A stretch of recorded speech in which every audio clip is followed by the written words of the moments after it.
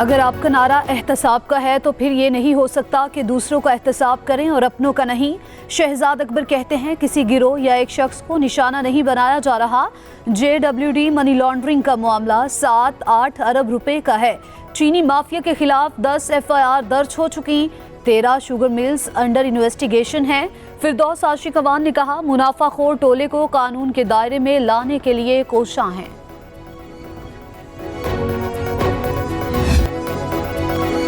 جہانگیر ترین اپنی ہی جماعت پر برس پڑے، کہا میں تو دوست تھا، دشمنی کی طرف کیوں دھکیل رہے ہو؟ وفاداری کا امتحان لیا جا رہا ہے، ظلم بڑھتا جا رہا ہے، جو بھی انتقامی کارروائی کر رہا ہے وقت آ گیا ہے کہ اسے بے نقاب کیا جائے۔ افسوس کی بات ہے کہ ہم تحریک انصاف سے انصاف مانگ رہے ہیں، کہا ملک کی 80 شوگر ملز میں سے انہیں صرف جہانگیر ترین نظر آیا۔ عمران خان کے ارد گرد بیٹھے لوگ جہانگیر ترین کے خلاف سازشیں کر رہے ہیں۔ راجہ ریاض کہتے ہیں جہانگیر ترین کردار ادا نہ کرتے تو وزیر اعظم اعتماد کا ووٹ نہیں لے سکتے تھے۔ وفاق اور پنجاب کی حکومت جہانگیر ترین نے بنوائی۔ عمران خان کو کہوں گا اپنے بہترین دوست اور جانثار ساتھی کے خلاف ظلم بند کروائیں۔ FIA نے جہانگیر ترین اور علی ترین کو دوبارہ طلب کر لیا۔ علی ترین کو 5 سوالات کے جوابات ساتھ لانے کی ہدایت کر دی۔ نوٹس کے مطابق علی ترین نے والد سے مل کر شیئر ہولڈرز کے ساتھ فراڈ کیا۔ FIA کی جہانگیر ترین اور علی ترین کو 9 اپریل کو پیش ہونے کی ہدایت۔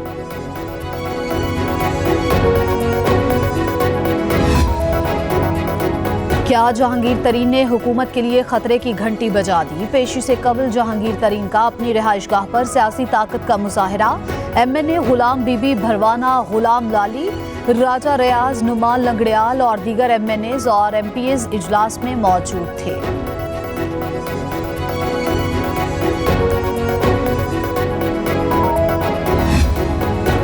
جہانگیر ترین ساتھیوں سمیت پیپلز پارٹی میں شمولیت اختیار کر لیں گے، شہلا رضا کا دعویٰ۔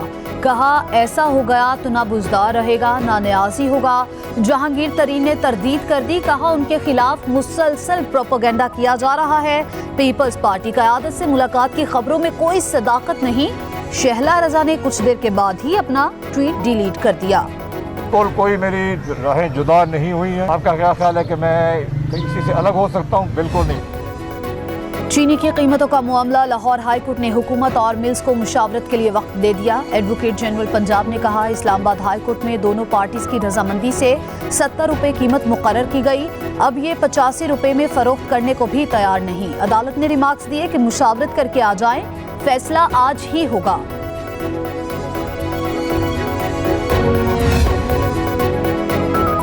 شریف خاندان کے لیے ایک اور مشکل، اسلام آباد ہائی کورٹ میں نواز شریف، مریم نواز اور کیپٹن ریٹائرڈ صفدر کے خلاف نیب کی دائر متفرق درخواستیں سماعت کے لیے مقرر کر دی گئی۔ ایون فیلڈ ریفرنس اور العزیزیہ سٹیل مل سے متعلق ریفرنسز پر سماعت ہوگی۔ جسٹس عامر فاروق اور محسن اختر کیانی کل نیب اپیلوں پر سماعت کریں گے۔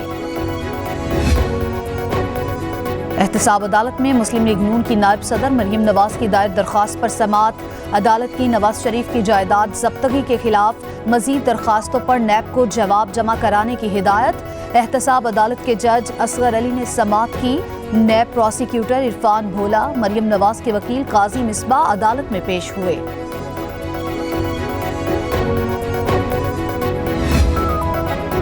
وزیر اعظم عمران خان کی زیر صدارت مشترکہ مفاداتی کونسل کا اجلاس، مردم شماری کے نتائج جاری کرنے کے نوٹیفیکیشن کی منظوری کا امکان۔ اجلاس میں مشترکہ مفاداتی کونسل کے مستقل سیکریٹریٹ کا جائزہ، LNG کی درآمد سمیت 11 نکاتی ایجنڈے پر مشاورت۔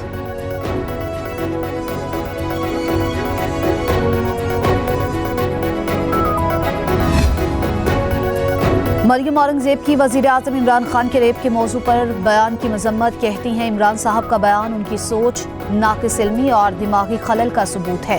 عمران صاحب کے بیان پر ہر پڑھا لکھا اور باشعور فرد حیران ہے، پریشان اور فکر مند ہے۔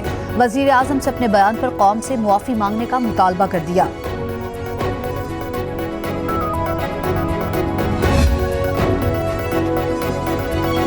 انتخابی اصلاحات بارے پارلیمانی کمیٹی کی تشکیل کا معاملہ۔ اسپیکر قومی اسمبلی اسد قیصر نے شہباز شریف کو خط لکھ دیا۔ کمیٹی کی تشکیل کے لیے اپوزیشن لیڈر سے نون لیگ کے نام مانگ لیے۔ اسد قیصر کہتے ہیں آئندہ شفاف انتخابات کے انعقاد کے لیے تمام سیاسی جماعتوں کی تجاویز پارلیمانی کمیٹی کے سامنے رکھی جائیں گی۔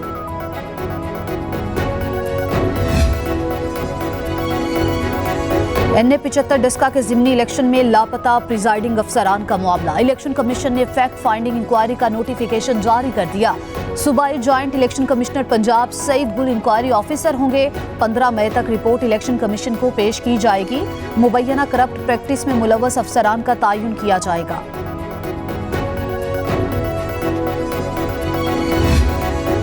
پی ٹی آئی حکومت کی صحت پالیسی در حقیقت صحت سب کے لیے کی بجائے صحت برائے اشرافیہ ہے۔ چیئرمین پیپلز پارٹی بلاول بھٹو زرداری کا عالمی یوم صحت پر پیغام۔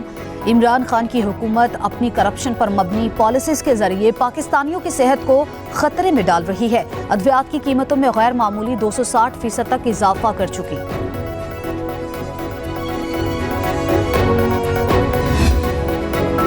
انسداد دہشت گردی شعبے میں پاکستان کو تعاون فراہم کریں گے۔ روسی وزیر خارجہ کہتے ہیں سیاسی مذاکرات سے ہی افغانستان کا مسئلہ حل ہو سکتا ہے۔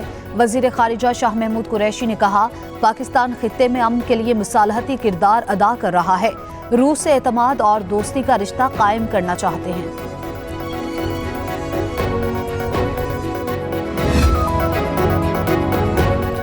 روسی وزیر خارجہ سرگئی لاروف کی وفد کے ہمراہ وزارت خارجہ آمد۔ وزیر خارجہ مخدوم شاہ محمود قریشی نے روسی ہم منصب کا خیر مقدم کیا۔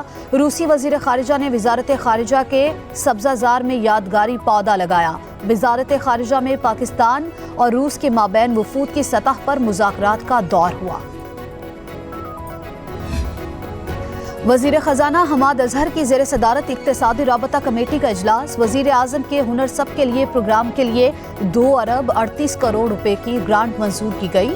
وزارت توانائی کی 2 ارب 28 کروڑ روپے سے زائد کے 2 ضمنی گرانٹس بھی منظور۔ اجلاس میں وزارت دفاع کے VVIP جہاز کی مرمت کے لیے 33 کروڑ روپے کی سمری بھی منظور کر لی گئی۔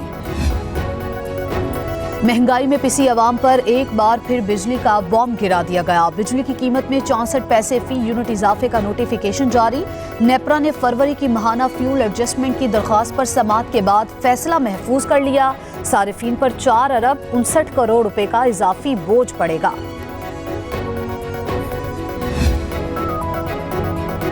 مساجد میں نمازیں اور تراویح ادا کی جائے گی۔ مولانا طاہر اشرفی کہتے ہیں تمام نمازی ماسک پہن کر مسجد آئیں، گھر سے وضو کر جائے نماز ساتھ لے کر آئیں۔ تاجروں سے اپیل ہے کہ ذخیرہ اندوزی سے گریز کیا جائے۔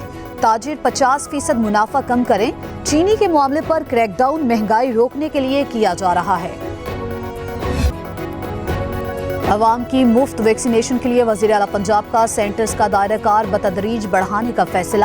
عثمان بزدار کی زیر صدارت اجلاس میں کورونا کی صورتحال اور ویکسینیشن کے عمل پر پیش رفت کا جائزہ لیا گیا۔ وزیر اعلیٰ کا کورونا ویکسین خریدنے کے لیے 1.5 ارب روپے کے فنڈز مختص کرنے کا اعلان۔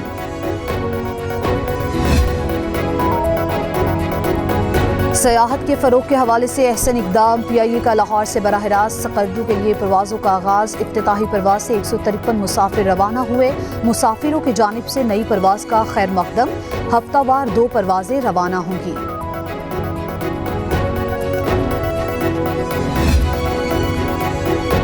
پاک بحریہ کے جہاز PNS عظمت کا ایران کا دورہ۔ ترجمان پاک بحریہ کے مطابق مشن کمانڈر کی ایران کے سول و عسکری حکام سے اہم ملاقاتیں باہمی دلچسپی کے امور بشمول 2 طرفہ بحری تعاون کے فروغ پر تبادلہ خیال کیا گیا۔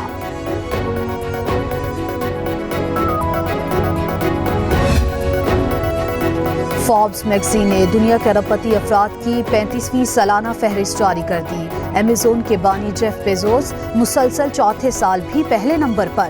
اثاثوں کی مالیت $177 ارب۔ ایلون مسک $151 ارب کے ساتھ دوسرے نمبر پر۔ مائیکروسافٹ کے بانی بل گیٹس کا چوتھا نمبر۔ فیفا نے پاکستان کی رکنیت معطل کر دی۔ پاکستان کو PFF معاملات میں بیرونی مداخلت پر معطل کیا گیا۔ PFF ہیڈ کوارٹر پر قبضہ معطلی کی وجہ بنی۔ پاکستان فٹ بال فیڈریشن نارملائزیشن کمیٹی کو اختیارات کی واپسی تک معطل رہے گی۔